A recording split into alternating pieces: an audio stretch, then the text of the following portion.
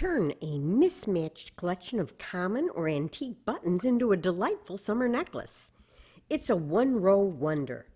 The technique is simple, fast, and fun. Plus, the fringe effect also makes an adorable trim for pockets, yokes, and much more. Today we are making a choker. You'll need a fine cotton crochet thread. Since the project is done using 2 strands of thread, I personally like the cotton skeins where I can pull one end from the center and the other end from the outside and run them together.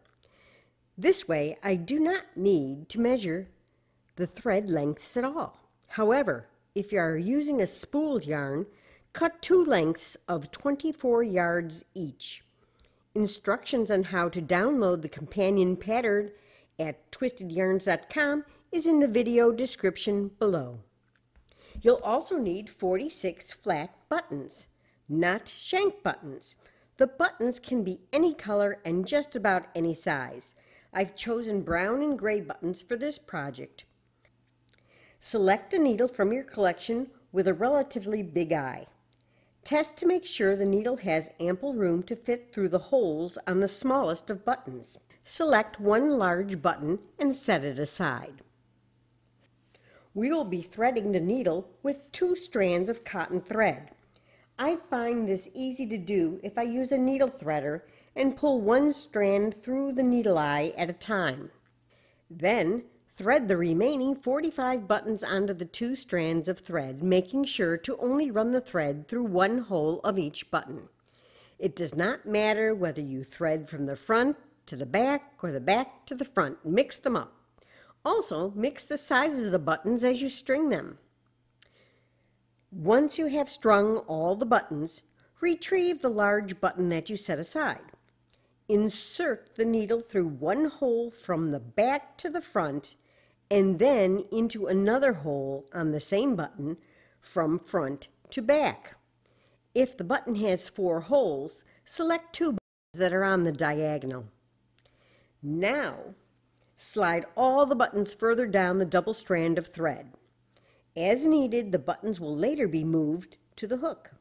Now you're ready to start crocheting. With both strands, form a slip knot about 6 inches from the end. Then chain 90 to form the foundation chain.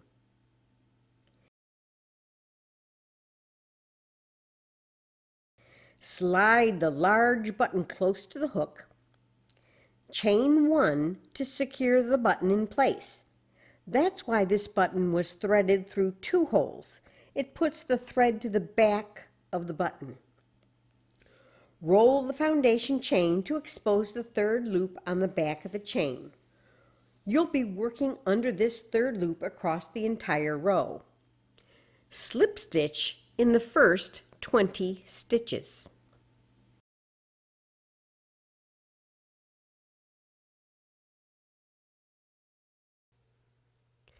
We've just completed the 20 slip stitches.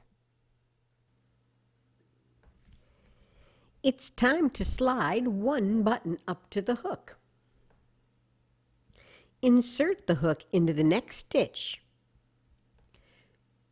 Use the little finger on the left hand to pull down on the feeder thread and lengthen the loop to about 2 inches.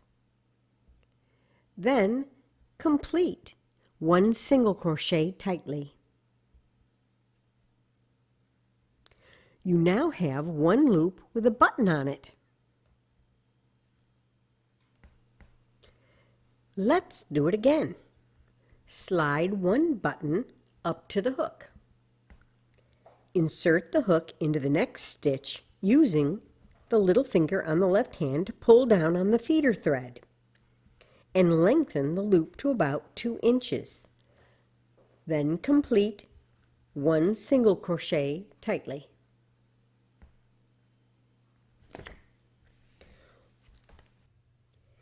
Periodically, check the length of the loops.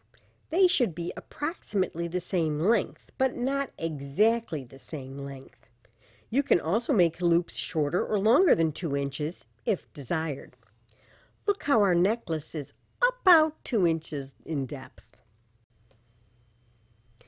Now continue to repeat this process until all the buttons are attached inside of loops.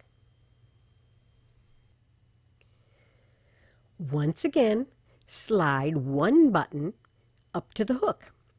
Insert the hook in the next stitch. Use the little finger of the left hand to pull down on the feeder thread and lengthen the loop to about 2 inches. Then complete a single crochet tightly. That's it. I'll see you when we get to the other end. All of our buttons are crocheted into place. You should have 25 chains remaining.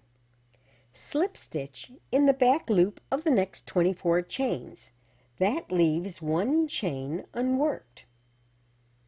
Now fold over the end to make a buttonhole loop large enough to accommodate the large button. It should be easy to fasten but not too tight or too loose.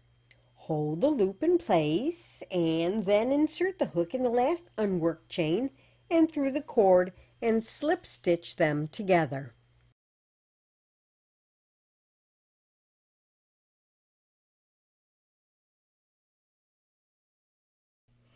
Cut the thread, leaving a 6-inch yarn end. This would be a good time to make sure the buttonhole fits snugly. Once satisfied, weave in the ends, making sure to reinforce the join that makes the buttonhole loop.